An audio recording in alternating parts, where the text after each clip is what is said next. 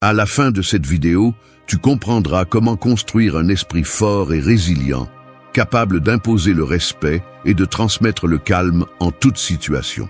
Nous allons parcourir les 13 points clés inspirés par la philosophie stoïcienne, conçue pour transformer ta discipline, ton autodiscipline et ta manière d'affronter l'adversité. Savais-tu que, selon des études récentes de l'université de Harvard, les personnes ayant une plus grande résilience mentale non seulement supportent mieux le stress, mais inspirent aussi davantage de confiance et de respect dans leur entourage? Il ne s'agit pas de génétique ni de chance, c'est une question d'habitude et de perspective. Aujourd'hui, tu vas découvrir comment forger cette force intérieure qui distingue ceux qui restent solides lorsque tout vacille autour d'eux. Chaque point est pensé pour que tu passes du simple désir d'être fort à l'incarnation réelle de cette présence inébranlable qui ne se laisse pas emporter par le chaos, la critique ou les émotions passagères. La dernière clé va te surprendre, car c'est celle que le moins de personnes pratiquent et pourtant, elle peut complètement transformer la façon dont les autres te perçoivent et surtout la façon dont tu te perçois toi-même. Peu importe si, en ce moment, tu as l'impression de manquer de contrôle, d'être facilement affecté par les commentaires ou de perdre ton calme dans des moments critiques. Ces 13 points ne sont pas de la théorie abstraite. Ce sont des pratiques que tu peux appliquer dès aujourd'hui pour commencer à remarquer de vrais changements dans ta vie quotidienne. Chacun de ces principes est soutenu par des siècles de sagesse stoïcienne et par des preuves actuelles en psychologie. Si tu recherches le respect, la sécurité et la maîtrise de soi, c'est le chemin à suivre. Commençons. Point 1. Pratiquer la discipline au quotidien même lorsque personne ne regarde.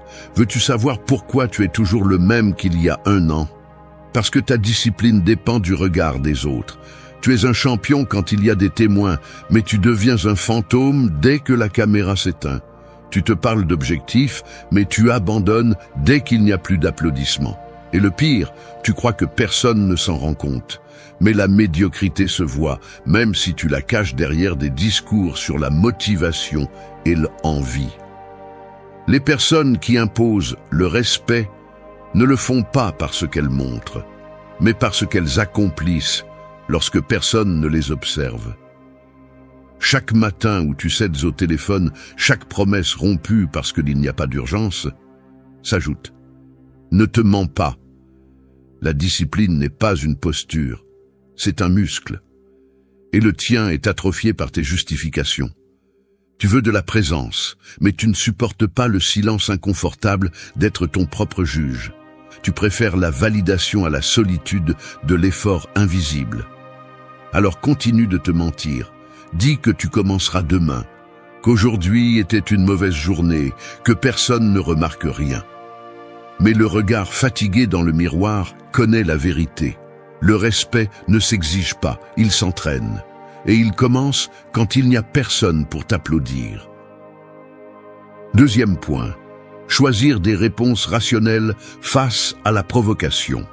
La véritable force mentale se mesure dans les moments où quelqu'un essaie de te faire perdre ton centre. La provocation peut prendre de nombreuses formes. Des commentaires sarcastiques, des attaques personnelles, des regards défiants ou de simples gestes de mépris. À cet instant, la réaction automatique est souvent viscérale. Le pouls s'accélère, la mâchoire se contracte, des mots acérés cherchent à jaillir. Mais c'est précisément là que se forge un esprit résilient et digne de respect, dans la capacité à choisir sa réponse au lieu de se laisser emporter par l'impulsion. Répondre de manière rationnelle ne signifie pas réprimer l'émotion ni feindre l'indifférence. Cela signifie reconnaître la première impulsion, l'observer avec froideur, puis décider comment agir. Ce n'est pas facile. Cela exige un entraînement quotidien, une attention constante et un engagement inébranlable envers tes propres principes. Par exemple, imagine qu'au cours d'une réunion de travail, quelqu'un t'interrompt de façon méprisante et remet en question ta compétence devant l'équipe. L'impulsion immédiate pourrait être de répliquer par un commentaire tout aussi blessant, ou simplement de fermer le poing et de garder le silence, sentant la colère te consumer de l'intérieur. Cependant, un esprit fort prend du recul, analyse la situation et cherche la racine de la provocation. Y a-t-il de l'insécurité chez l'autre personne? Est-ce une tentative de gagner du pouvoir à tes dépens? Ou simplement une mauvaise journée qui se répercute sur l'entourage? En comprenant cela, tu peux dissocier ton identité de l'offense. Tu n'es pas l'insulte que tu reçois, tu n'es pas l'opinion fugace de quelqu'un d'autre. Tu es celui qui décide comment répondre.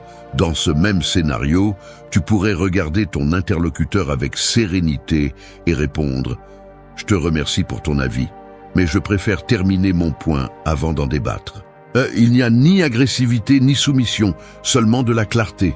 Cette clarté impose le respect, car tu ne cèdes ni le contrôle de tes émotions ni ta dignité. Le provocateur se retrouve désarmé face à une réponse qui ne nourrit pas le conflit. Cette façon d'agir a un effet domino. Premièrement, elle renforce ta perception de toi-même. Tu te vois comme quelqu'un capable de se maîtriser, et cela élève ton estime de soi. Deuxièmement, elle modifie l'environnement. Les gens constatent qu'avec toi, les jeux de pouvoir et les offenses gratuites ne fonctionnent pas. Troisièmement, elle te permet de conserver ton énergie mentale pour l'essentiel, au lieu de la gaspiller dans des batailles inutiles. L'autocontrôle n'est pas une faiblesse, c'est une discipline. Choisir des réponses rationnelles face à la provocation est une déclaration silencieuse de puissance. Tu n'as pas besoin de crier pour être entendu. Ta tempérance parle plus fort que n'importe quelle réponse impulsive. Ainsi, à chaque interaction, ta présence transmet calme et respect, car tu sais que rien ni personne ne peut t'enlever la maîtrise de toi-même. Point 3. Contrôler le langage corporel. Calme, posture ferme, regard serein. As-tu déjà remarqué comment l'énergie d'une pièce change lorsque quelqu'un entre avec une posture assurée et une expression tranquille? Le corps transmet des messages avant même que tu n'ouvres la bouche. Lorsque tu gardes le dos droit, les épaules détendues et le regard ferme mais serein, ceux qui t'entourent le remarquent. Ce type de présence n'impose pas seulement le respect, il irradie aussi un calme qui se propage. Peut-être as-tu déjà ressenti ce tremblement dans les mains avant de parler en public, ou la tension sur ton visage quand la situation devient difficile. Cela peut arriver à n'importe qui. L'important, c'est de se rappeler que le contrôle du corps commence par la conscience. Demande-toi, qu'est-ce que ma posture dit en ce moment? Est-ce que je projette la confiance que je souhaite transmettre? Imagine que tu arrives à une réunion importante et au lieu de cacher les mains dans les poches ou de baisser la tête, tu choisis de t'asseoir droit, de respirer profondément et de regarder les personnes avec sérénité. Tu n'as pas besoin de forcer un sourire ni de paraître dur. Il suffit d'être présent, tranquille, avec une respiration posée. Ce petit ajustement peut changer complètement la perception que les autres ont de toi, mais aussi celle que tu as de toi-même. Le langage corporel est un outil puissant pour t'ancrer dans le présent. Quand tu te concentres sur le maintien du calme physique, ton esprit a tendance à suivre le même chemin. C'est un cercle vertueux. Le corps soutient l'esprit et l'esprit renforce le corps. Souviens-toi d'un moment où tu as réussi à garder ton calme malgré la pression. Comment t'es-tu senti après? Quel impact cela a-t-il eu sur les autres? Cela vaut la peine de réfléchir. Est-ce que je laisse mes émotions contrôler mon corps ou puis-je prendre quelques secondes pour ajuster ma posture et respirer? La prochaine fois que tu sens que la situation te dépasse, arrête-toi un instant. Respire, redresse le dos, détends les épaules. Regarde droit devant toi avec sérénité. Il ne s'agit pas de donner l'impression d'être parfait, mais de montrer que tu es maître de toi, même si tu doutes à l'intérieur. Ce calme se voit, et avec le temps, il fait partie de toi. Es-tu prêt à essayer la prochaine fois? Point numéro 4. Identifier et remettre en question les pensées automatiques négatives. Il y a un moment où tout s'assombrit à l'intérieur.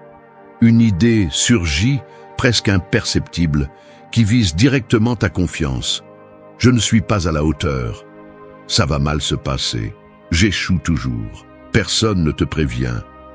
Elle apparaît seule, dans le silence de ton esprit, et commence à dicter le reste de ta journée. T'es-tu déjà demandé d'où vient cette voix? Pourquoi lui donnes-tu autant de pouvoir? La première étape, c'est de l'observer. Ne pas lutter, ne pas nier, juste regarder cette pensée en face, comme on regarde une ombre traverser la pièce. Est-ce vrai ce qu'elle te dit? De quelles preuves réelles disposes-tu pour la croire? Bien souvent, l'esprit répète des histoires apprises, pas des vérités. Si tu acceptes ce récit sans le remettre en question, tu deviens l'acteur d'un scénario que tu n'as pas écrit. Remettre en question la pensée automatique, c'est une interruption. Il ne s'agit pas de se battre avec son esprit, mais de l'interroger. Quelle autre explication existe? Comment quelqu'un qui te respecte verrait-il cette situation? Te parlerais-tu de la même façon si tu étais ton meilleur ami? C'est inconfortable, mais c'est nécessaire.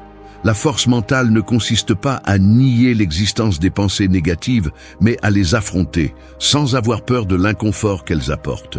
Imagine que chaque fois que cette voix surgit, tu as la possibilité de la mettre en pause, comme si tu baissais le volume d'une radio. Tu peux alors décider. Veux-tu continuer à écouter cette fréquence ou changer de station? Un esprit fort n'est pas celui qui ne doute jamais, mais celui qui sait quand il ne faut pas prêter attention. Ici, la question reste ouverte. Es-tu celui qui pense ou seulement celui qui écoute? Vas-tu accepter chaque pensée comme un ordre ou vas-tu questionner ce que tu mérites vraiment de croire? La réponse n'arrive pas immédiatement. Mais chaque fois que tu remets en question une pensée négative, ta présence devient plus solide. Et les autres le remarquent, même s'ils ne comprennent pas pourquoi. 5e point. Appliquer l'indifférence face au jugement d'autrui.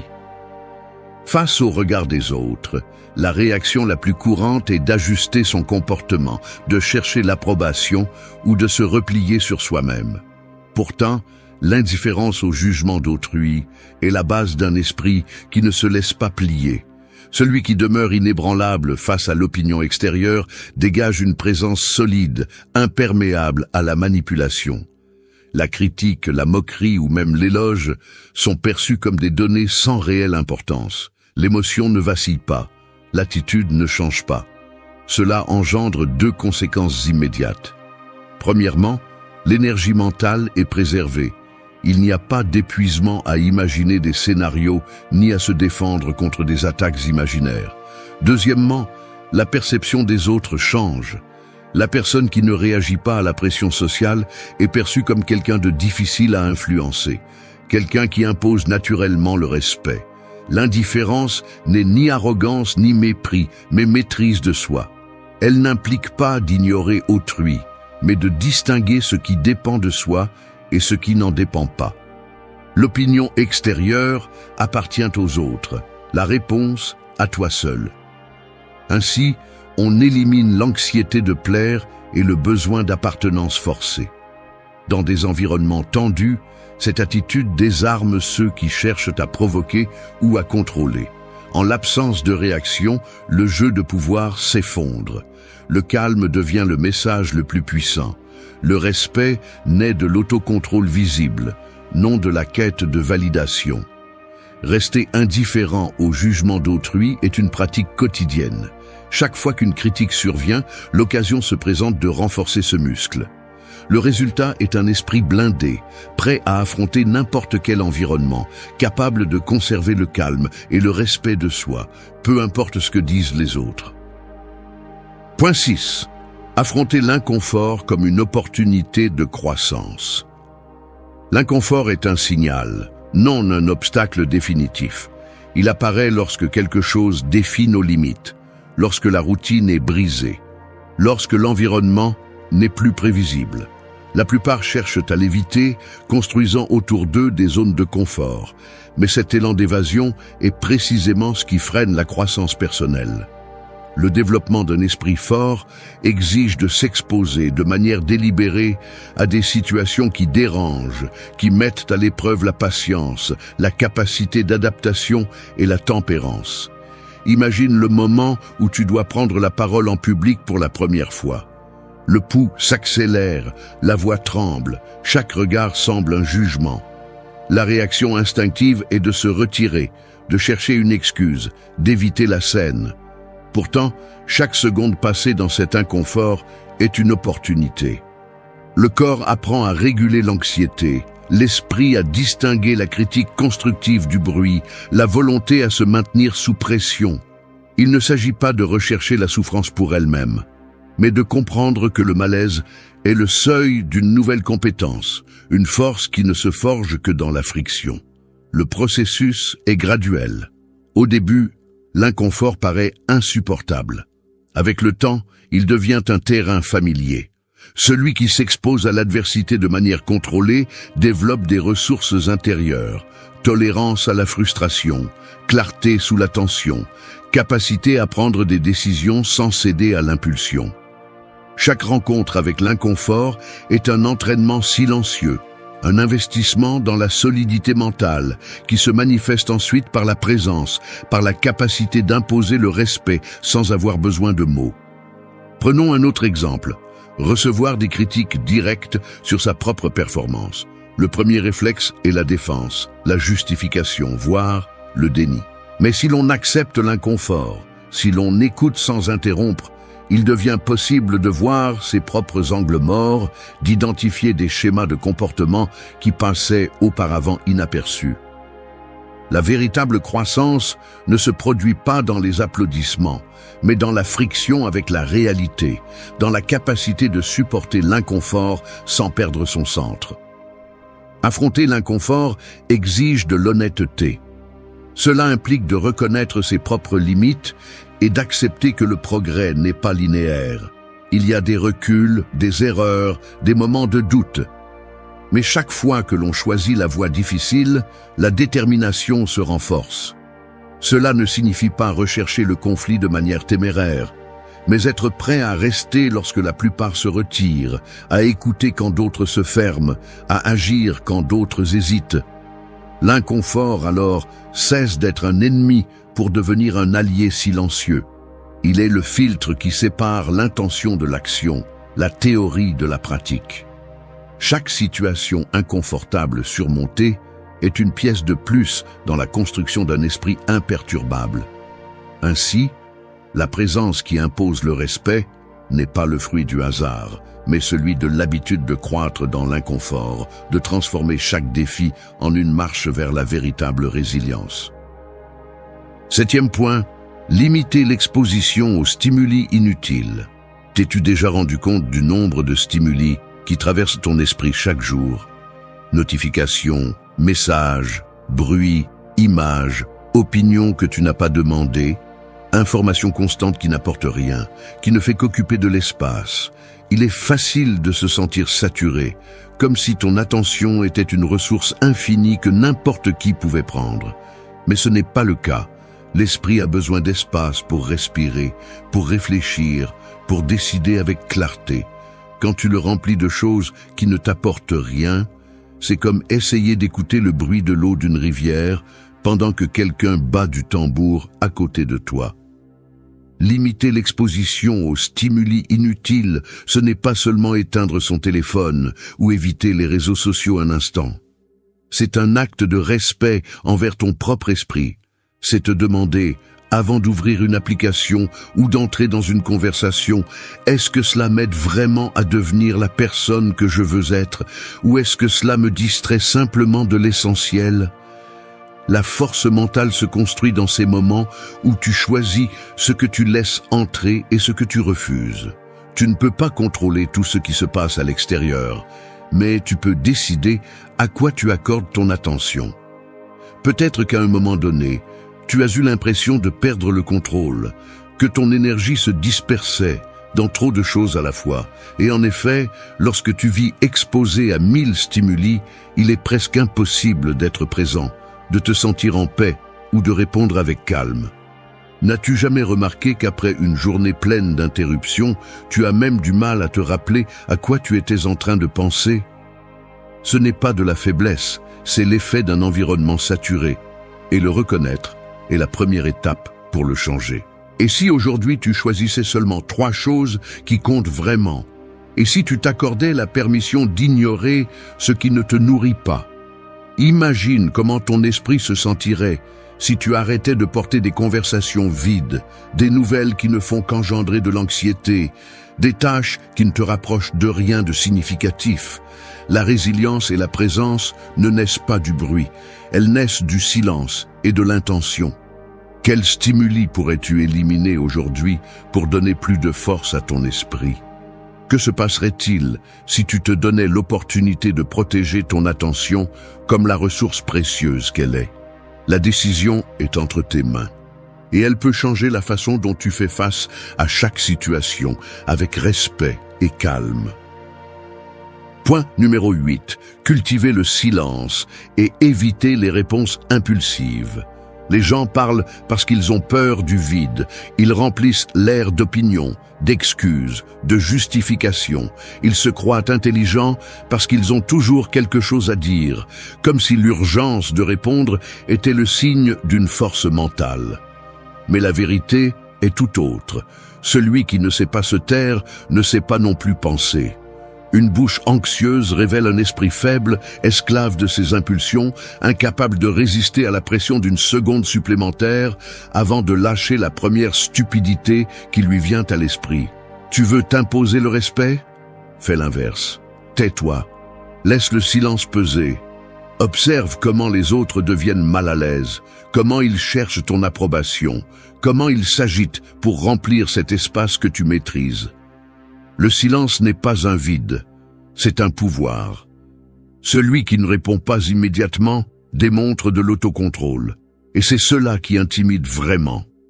Parce que l'impulsivité ne vaut rien, tout le monde peut la donner. Supporter le silence, mâcher sa réponse, laisser l'émotion retomber avant de parler, cela, c'est pour ceux qui ont la maîtrise de soi. La prochaine fois que tu ressens l'urgence de répondre, tais-toi. Pas par peur, mais par stratégie. Laisse l'autre s'épuiser, qu'il révèle plus qu'il ne le voulait. Celui qui domine le silence contrôle la conversation. Celui qui répond sans réfléchir n'est qu'un pion dans le jeu de quelqu'un d'autre. Décide si tu veux être celui qui fait avancer les pièces ou celui qui ne fait que réagir. Parce que la différence entre le respect et la pitié, bien souvent, c'est de savoir quand fermer sa bouche. Point 9. Reposer l'esprit grâce à la méditation stoïcienne. Dans le bruit constant du monde, l'esprit se fatigue. Nous cherchons de la force, mais nous oublions que le repos est la base sur laquelle se construit la résilience. La méditation, pratiquée dans le silence, est l'art de revenir au présent, de mettre de côté les préoccupations que nous ne contrôlons pas et de regarder en face ce qui est ici, maintenant. Marc Aurèle a écrit « La tranquillité parfaite consiste dans le bon ordre de l'esprit, dans ton propre royaume. Ce royaume t'appartient, mais seulement si tu le réclames. » Beaucoup confondent repos et évasion. Le véritable repos mental n'est pas de fuir, c'est d'observer les pensées sans s'y identifier. S'asseoir dans le calme, ne serait-ce que quelques minutes, est un acte de courage. Il n'est pas facile de regarder le tourbillon d'idées, de préoccupations et de jugements qui traversent l'esprit. Mais en le faisant, on affaiblit leur pouvoir. Dans cet espace bref d'observation consciente se trouve la force qui ne dépend de rien d'extérieur. La pratique quotidienne de cette méditation ne requiert ni encens ni rituel complexe. Il suffit de trouver un endroit, de fermer les yeux et de suivre le flux de la respiration. Laissez chaque inspiration et expiration nettoyer le bruit accumulé. Si une préoccupation surgit, la regarder passer comme un nuage. Si une émotion intense apparaît, la reconnaître et la laisser partir. Il ne s'agit pas de vider l'esprit, mais de mettre de l'ordre dans le désordre, de lui offrir un refuge où il peut retrouver son énergie. Avec le temps, cet exercice transforme la réaction en réponse. Face à la provocation, il n'y a pas d'explosion, mais une pause. Face au chaos, il n'y a pas d'anxiété, mais de la clarté. L'esprit reposé n'est pas paresseux, il est aiguisé. Il sait discerner l'important du trivial et agit avec fermeté, sans se laisser remporter par des impulsions passagères. Dans la vie quotidienne, la différence est palpable. Celui qui a appris à reposer son esprit impose le respect sans élever la voix. Son calme est contagieux, sa présence est une ancre au milieu de la tempête. Il ne s'agit pas d'éviter le conflit, mais de l'affronter avec une sérénité inébranlable. La méditation est la forge invisible où se trempe ce caractère. Reposer l'esprit n'est pas un luxe, c'est une nécessité pour celui qui aspire à être maître de lui-même. Fais de la méditation une habitude aussi naturelle que respirer. Ainsi, lorsque viendra le moment d'agir, ton esprit sera ton allié, non ton ennemi. Comme le rappelait Marc Aurèle, le bon ordre de l'esprit est le véritable pouvoir.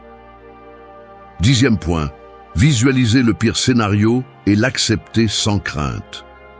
Un esprit fort ne se construit pas en ignorant la possibilité de l'échec, mais en l'affrontant directement. L'exercice de visualiser le pire scénario possible est un outil inconfortable, mais puissant. Il consiste à imaginer dans les moindres détails ce qui se passerait si tout tournait mal.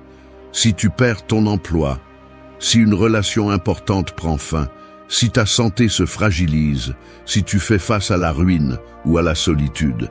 Il ne s'agit pas de s'obséder avec la catastrophe, mais de la regarder en face, sans fioriture ni euphémisme. Pense à une situation qui t'inquiète en ce moment. Pousse-la à l'extrême. Quelle serait l'issue la plus redoutée? Par exemple, tu as peur de parler en public parce que tu crains de te ridiculiser. Emmène cette peur jusqu'au bout. Imagine que tu oublies ce que tu allais dire, le public rit, tu te sens exposé et humilié. Que se passe-t-il ensuite? Tu ressens de la honte, peut-être de la culpabilité. Et après? La journée continue, la vie suit son cours. Combien de temps ce malaise durera-t-il? Quelles conséquences réelles cela aura-t-il dans un mois, dans un an? Dans la plupart des cas, le pire scénario est supportable, même si ton esprit prétend le contraire. Cet exercice a deux effets. Le premier, il réduit le pouvoir paralysant de la peur. Lorsque tu nommes et explores ce que tu crains le plus, tu lui retires une partie de sa force. Le second, il te prépare mentalement à agir avec clarté si les choses tournent vraiment mal. Tu n'es plus surpris par le choc, car tu l'as anticipé, tu l'as déjà vécu dans ton esprit. Cela te permet de garder ton calme, même au milieu du chaos. Accepter le pire scénario ne signifie pas s'y résigner. Cela signifie reconnaître que, même s'il se produit, tu as la capacité de le supporter et de te reconstruire. Imagine que tu perds ton travail. La peur initiale peut être accablante, mais si tu explores cette possibilité, tu commences à voir des options. Chercher un autre emploi, réduire tes dépenses, acquérir de nouvelles compétences. Ce qui semblait être un abîme devient un terrain difficile, mais praticable. La peur de l'échec est souvent bien pire que l'échec lui-même. Lorsque tu t'entraînes à visualiser l'adversité et à l'accepter, tu deviens imperturbable. Tu ne réagis plus avec panique face à la menace. Tu ne plies pas et tu ne restes pas paralysé. Ta présence transmet du calme parce que tu ne fuis pas la difficulté. Tu l'as regardée dans les yeux et tu restes debout. Fais de cet exercice une pratique régulière. Pas seulement lorsque tu es anxieux, mais aussi dans les moments de calme. Prends une feuille, écris le pire dénouement possible de ce qui t'inquiète. Détaille-le. Ensuite, écris comment tu pourrais réagir, quelles ressources tu possèdes, quel soutien tu pourrais solliciter. Tu verras que la plupart des scénarios redoutés ne sont pas mortels, seulement inconfortables ou exigeants. C'est ainsi qu'on forge un esprit résilient. En affrontant l'inconfort, en anticipant l'adversité et en acceptant que, quoi qu'il arrive, tu as la capacité de résister et de t'adapter. Lorsque tu acceptes le pire scénario, tu cesses d'être l'otage de la peur. Et cette liberté se perçoit, se ressent, s'impose. Point 11. Remplacer la plainte par l'action résolue, cesse de débattre sur ce que doit être un homme de bien. Sois-en un. Marc Aurèle a écrit cela il y a près de 2000 ans, et, pourtant, la tentation de se plaindre reste intacte. La plainte est un refuge confortable, mais c'est aussi une prison invisible.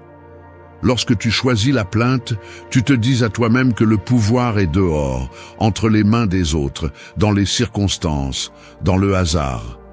Tu deviens spectateur de ta propre vie, comme si le monde te devait une explication ou des excuses.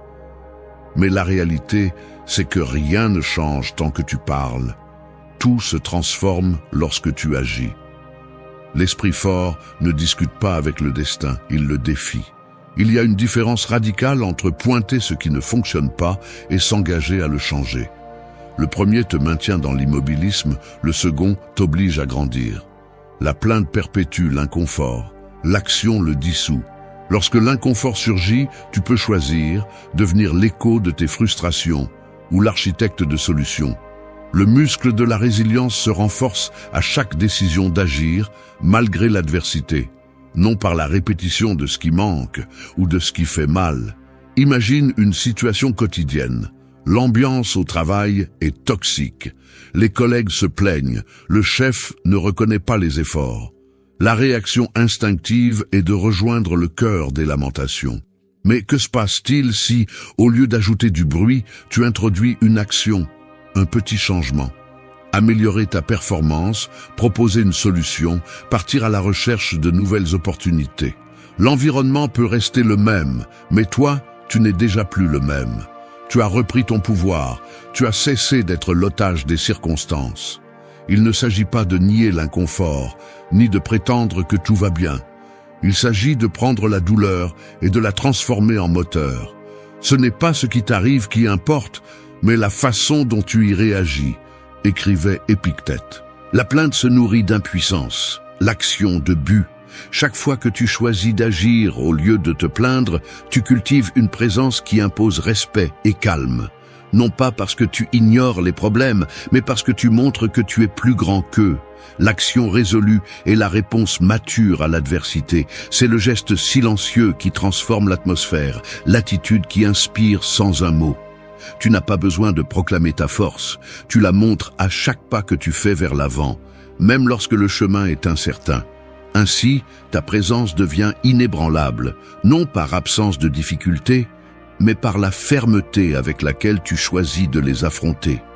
Remplacer la plainte par l'action est le point de bascule. C'est le moment où tu cesses d'attendre et commences à diriger.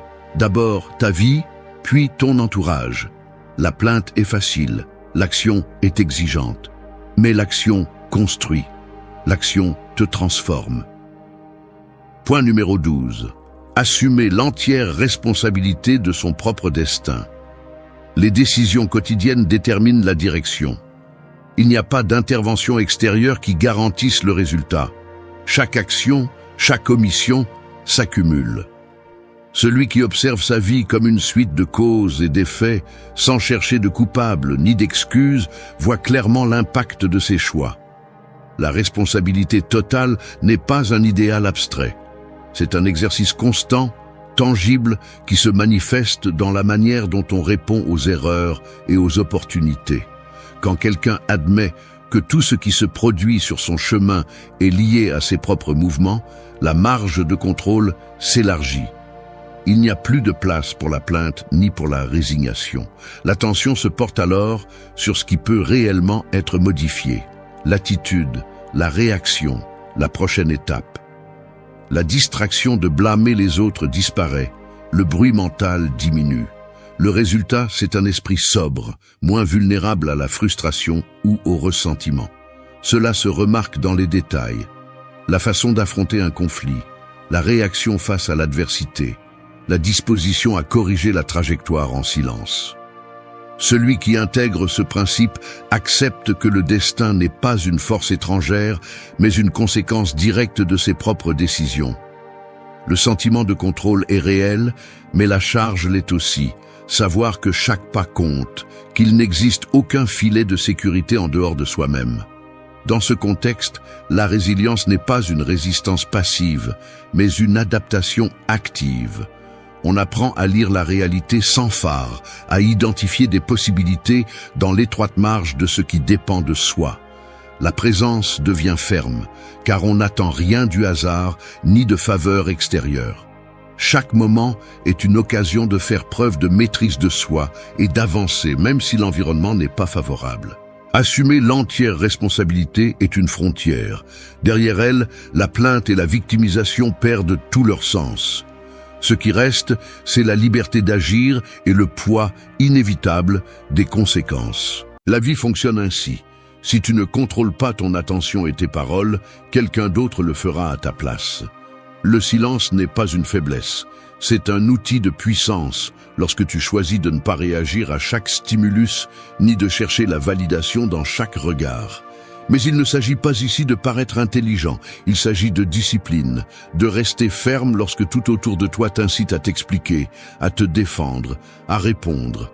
La plupart des gens dépensent leur énergie à réagir, à justifier leur présence, à chercher l'approbation de leur entourage. C'est de la dispersion. Contrôler son attention et pratiquer le silence stratégique, c'est ce qui distingue un individu stable d'un individu volatile.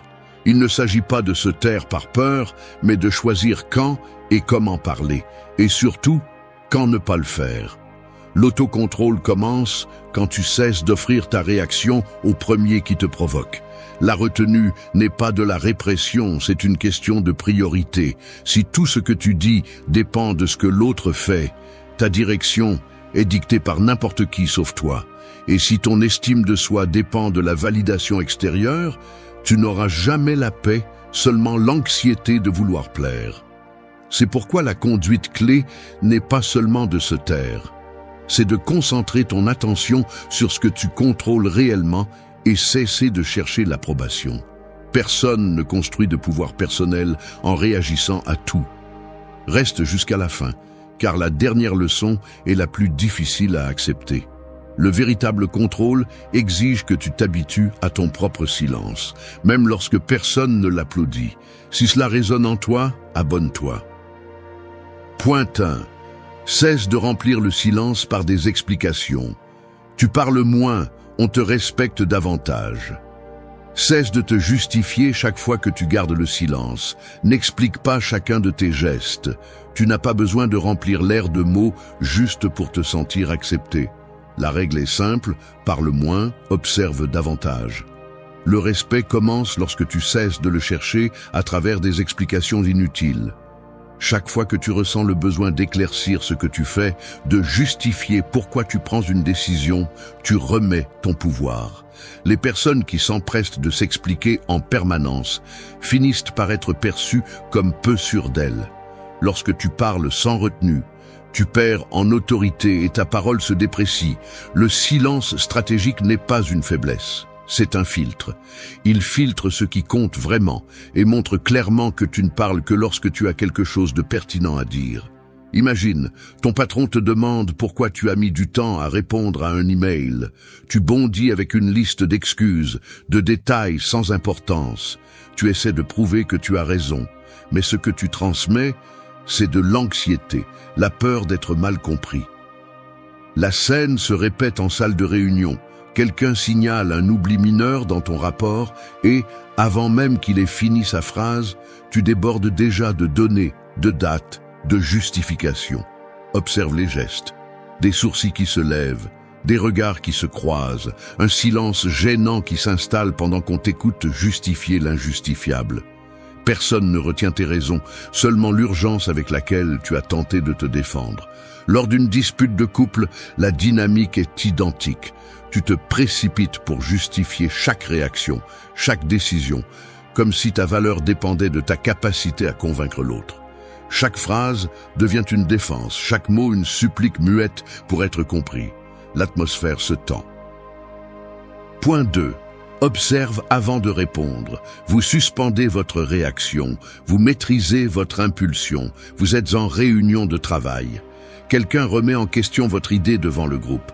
Vous ressentez l'impulsion de vous défendre immédiatement, d'expliquer, de prouver que vous avez raison. Mais, avant d'ouvrir la bouche, vous choisissez de garder le silence. Vous observez, vous analysez la réaction des autres, vous laissez le moment s'installer. Vous ne vous précipitez pas pour vous justifier. L'ambiance se tend une seconde. Vous remarquez que certains collègues baissent les yeux, d'autres croisent les bras. Une personne consulte son carnet en feignant de s'intéresser à ses notes. Celui qui a lancé la critique attend votre réponse, mais vous maintenez la pause. Dans cet intervalle, vous voyez l'attention se déplacer. Quelqu'un d'autre intervient, change la dynamique. Votre idée n'est plus la cible. La remise en question se dilue dans la conversation. Votre silence ne protège pas seulement votre position, il change aussi la dynamique. Vous n'êtes plus réactif, vous êtes imprévisible. L'attention des autres se disperse, la pression diminue. Celui qui cherche la confrontation n'a plus d'écho. La règle est simple. Maîtriser votre réaction immédiate est un acte de contrôle et de respect de soi. Parlez seulement quand vous avez de la clarté, pas par impulsion. Beaucoup vivent piégés dans le réflexe de répondre au premier coup. Ils croient que c'est ainsi qu'ils se défendent, qu'ils prouvent leur courage ou leur intelligence. Mais la réaction automatique n'est pas une force, c'est une faiblesse déguisée. L'auto-illusion ici, c'est de penser que votre voix immédiate vous donne du pouvoir. En réalité, elle vous expose. Chaque fois que vous répondez sans réfléchir, vous vous trahissez. Vous cherchez l'approbation, vous voulez que l'on accepte votre version, vous avez besoin d'être validé. Ce n'est pas du contrôle, c'est une dépendance au regard des autres. Point 3. Ne cherche pas l'approbation dans le regard des autres. Ignorer la validation, renforcer ton jugement. Cesse de chercher le reflet de ta valeur dans les yeux des autres. Ne réponds pas à l'impulsion de parler uniquement pour obtenir l'assentiment. Coupe le cycle de réaction automatique et concentre ton attention sur ce que tu fais, pas sur la façon dont on t'observe. Le principe est simple, ton jugement doit être ton juge, non l'applaudissement extérieur. Chaque fois que tu te trahis pour t'intégrer, tu perds la maîtrise de toi-même. Si tu prends l'habitude de vivre en quête d'approbation, tu deviens l'esclave des gestes, des silences et des opinions d'autrui. La dépendance grandit en silence. Tu commences par adapter ton opinion, tu finis par oublier qui tu es. Tu cesses d'agir par devoir et discipline, et tu deviens acteur d'une pièce que tu n'as pas écrite. Le besoin de réaction immédiate, de te montrer ou de te défendre, t'enlève contrôle et respect. Garder un silence stratégique, non par faiblesse mais par maîtrise de soi, te protège de tomber dans le jeu de la validation. Observe les scènes. Lors d'une réunion de travail, tes mains jouent avec le stylo pendant que tu lances des explications inutiles, cherchant le regard approbateur de quelqu'un. Tu remarques l'inconfort dans ta posture, le dos voûté, le regard lancé vers le chef, dans l'attente d'un geste minime, un sourcil levé, un « très bien » qui arrive rarement. En sortant, tu te demandes si ton intervention a été suffisante. Mais tu ne te souviens que de la tension dans l'air, pas du contenu de tes paroles. Sur WhatsApp, tu te surprends à vérifier la dernière connexion de tes contacts. Le double check bleu dicte ton humeur. S'ils ne répondent pas, le silence devient lourd. Tu réécris le message, tu doutes du ton, tu changes un emoji, tu te demandes si c'était trop froid ou trop enthousiaste. Point 4.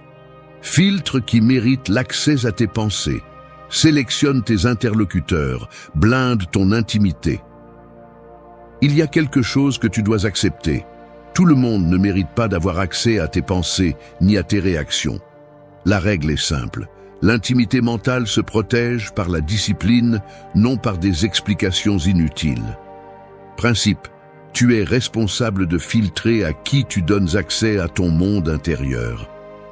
Trop parler, te justifier ou réagir face à n'importe qui, c'est renoncer volontairement à ton autodiscipline. Cette loi existe parce que ton esprit est le dernier bastion de ton autonomie. Chaque fois que tu livres tes pensées au premier venu, tu t'affaiblis. Lorsque tu cherches l'approbation à travers tes paroles, tu remets ton jugement entre les mains des autres. Le silence stratégique n'est pas de la lâcheté, c'est de l'autoprotection. Si tu franchis cette frontière, tu deviens l'otage de l'opinion d'autrui et de la réaction impulsive. Personne ne respecte celui qui ne protège pas son intimité. On te perçoit comme facile à lire, facile à manipuler et facile à déstabiliser. Exemple du quotidien. Au travail, quelqu'un formule une critique en public et ta première impulsion est de te défendre, d'expliquer chaque détail, de chercher la sympathie du groupe. Ce que tu montres, c'est que n'importe quel commentaire peut te déstabiliser. Tu remarques qu'après tes explications, des regards se croisent, certains affichent de l'agacement et la conversation tourne autour de ta réaction, non du sujet initial. La prochaine fois, on viendra te chercher pour rejouer la même scène. Sur WhatsApp, on exige des réponses immédiates et tu ressens la pression de devoir justifier chaque retard ou malentendu, comme si tu devais demander la permission pour chacun de tes mouvements. Tu rédiges de longs paragraphes explicatifs, tu observes les coches bleues et tu attends l'approbation. Point 5. Priorise ce que tu fais sur ce que tu dis. Tu agis avec sobriété. Tu inspires la confiance. Sénèque a dit « Ce ne sont pas les événements qui nous troublent, mais l'opinion que nous en avons. » Autrement dit, ta réaction définit ton pouvoir, pas la situation. Voilà la différence entre celui qui maîtrise sa vie et celui qui la laisse entre les mains des autres. La règle est claire. Ta conduite pèse plus lourd que tes paroles. Garder un silence stratégique et concentrer ton attention sur toi-même n'est pas une faiblesse, c'est de la maîtrise de soi. Quand tu recherches la validation extérieure, tu deviens dépendant du jugement d'autrui. Chaque fois que tu réagis par impulsion, tu remets ton pouvoir. Parler trop, te justifier, vouloir prouver que tu as raison, tout cela t'expose et t'affaiblit. Celui qui réagit est l'esclave de la situation. Celui qui se maîtrise la domine. Personne ne respecte celui qui a besoin d'être entendu pour se sentir en sécurité. On respecte celui qui agit avec sobriété, celui qui ne se trahit pas en s'expliquant. Au travail, on te critique en réunion. Ton instinct est de te défendre, d'expliquer, de chercher des alliés. Mais tu gardes le silence, tu écoutes et tu continues à travailler avec discipline. Le visage de celui qui t'attaque se durcit, attendant une réponse qui ne vient pas. Le reste de la salle observe. Certains cherchent ton regard, espérant que tu te justifies, mais tu te contentes d'acquiescer légèrement et de prendre des notes. Lorsque la réunion se termine, personne ne commente ton silence, mais ils remarquent que tu n'as pas été déstabilisé. Dans les jours qui suivent, ton travail parle de lui-même. Tu rends tes résultats à temps. Tu évites les commentaires inutiles. Et ceux qui doutaient auparavant te regardent désormais avec un mélange de prudence et de respect. Celui qui a tenté de te discréditer commence à mesurer ses mots. Sur WhatsApp, tu reçois un message passif-agressif. Tu ne réagis pas. Point 6. Élimine l'urgence d'avoir une opinion sur tout. Vous faites taire l'inutile, vous évitez l'épuisement. Votre problème n'est pas le manque d'informations. C'est votre impulsion constante à intervenir, commenter et vouloir prouver que vous savez. L'erreur consiste à chercher à être au centre de chaque conversation, comme si votre valeur dépendait du fait d'être écouté ou validé par les autres. La règle est simple. Concentrez votre attention sur ce que vous contrôlez et gardez le silence stratégique lorsqu'il n'est pas nécessaire de parler. Lorsque vous donnez votre avis sur tout, vous dispersez votre énergie et vous affaiblissez votre discernement. Parler par habitude, interrompre ou vouloir toujours avoir le dernier mot vous expose. Vous perdez le contrôle de votre image et devenez prévisible. Le respect ne s'obtient pas en remplissant l'air de parole. Il s'obtient en faisant preuve de maîtrise de soi et en choisissant quand intervenir et quand se taire. Exemple, lors d'une réunion de travail, vous sautez sur chaque sujet pour donner votre avis, même si l'on ne vous le demande pas. Les autres, à peine lèvent les yeux de leur ordinateur portable. Certains acquiescent sans écouter, d'autres consultent leurs notes et poursuivent. À la fin, vous constatez que personne ne reprend vos idées. Le responsable donne la parole à quelqu'un d'autre, comme si vous aviez parlé dans le vide. Vous quittez la salle avec l'impression d'avoir été présent seulement en apparence, pas en substance. Dans le groupe WhatsApp, vous répondez à tous les messages, même les plus insignifiants. Vous envoyez un commentaire inutile sur la photo d'un déjeuner et la discussion s'arrête. Les minutes, les heures passent et personne ne répond. Le lendemain, vous voyez que vos messages se perdent parmi d'autres, ignorés, tandis que les conversations continuent sans vous.